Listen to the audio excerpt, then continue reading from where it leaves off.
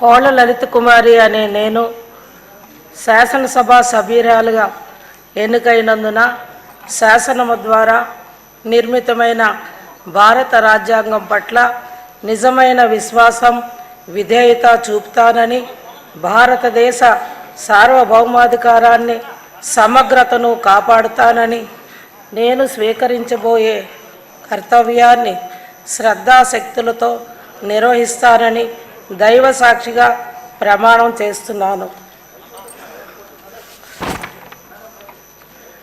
ఆంధ్రప్రదేశ్ శాసనసభ సభ్యురాలినైన కోళ్ళ లలిత కుమారి అనే నేను సభ నియమాలకు కట్టుబడి ఉంటానని, వాటిని అనుసరిస్తానని, సభ మర్యాదలను పాటిస్తానని, సాంప్రదాయాలను గౌరవిస్తానని దైవ సాక్షిగా ప్రమాణం చేస్తున్నాను.